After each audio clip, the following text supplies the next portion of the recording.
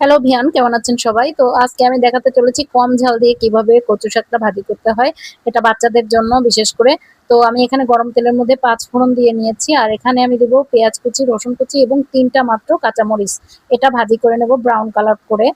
তো যতক্ষণ পর্যন্ত ব্রাউন কালার না আসছে আমরা ততক্ষণ পর্যন্ত ভাজি করব। এই কচু শাকটা আসলে বাচ্চাদের জন্য খুবই প্রয়োজন, কিন্তু ঝালের কারণে ওরা অনেক সময় খেতে পারে না। তো এই উদ্দেশ্যেই আমার আজকে ভিডিও করা। তো আমি যেভাবে রান্না করি বাসায় বাচ্চাদের জন্য ওটাই দেখাবো। একটা বিশেষ টিপস রয়েছে এখানে, ওটাও শেয়ার করব।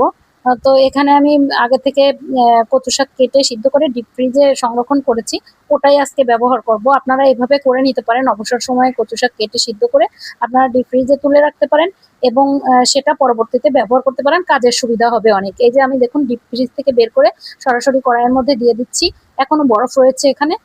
তো এর মধ্যে আমি আরো দেব হচ্ছে হচ্ছে লবণ দিব, একটু চিনি দিব, আর হচ্ছে হলুদের গুঁড়াটা দিব। তো এখানে সেই টিপসটা এখন শেয়ার করব। এখানে আমি আরো দেবো হচ্ছে একটুখানি ভিনেগার। এই ভিনেগারের কারণে কিন্তু মুখটা চুলকাবে না, আর ঝালটা কম দিলেও কোনো সমস্যা হবে না, কারোরই মুখ চুলকাবে না, বড়রা ছোটরা কারোরই চুলকাবে না। আর তাই ঝাল আপনি যতই কম দেন না কেন কোনো সমস্যা হবে না। তো এখানে আমি এই যে দেখুন সবকিছু দিয়ে আর নিয়েছি, এটা এখন শুকিয়ে নেব। আর যাদের কাছে ভিনেগারটা থাকবে না তারা এক পিস লেবু এখানে নিংড়ে দিবেন, লেবুর রসটা দিলেও চলবে। তো এটা সুন্দর করে যখন ভাজা ভাজা হয়ে যাবে, মানে পানিটা শুকিয়ে যাবে, তখন এখানে আমরা আরেকটু তেলও ইউজ করতে পারি, তাতে কোনো সমস্যা নেই। তো এটা পানিটা শুকিয়ে গেলেই রেডি।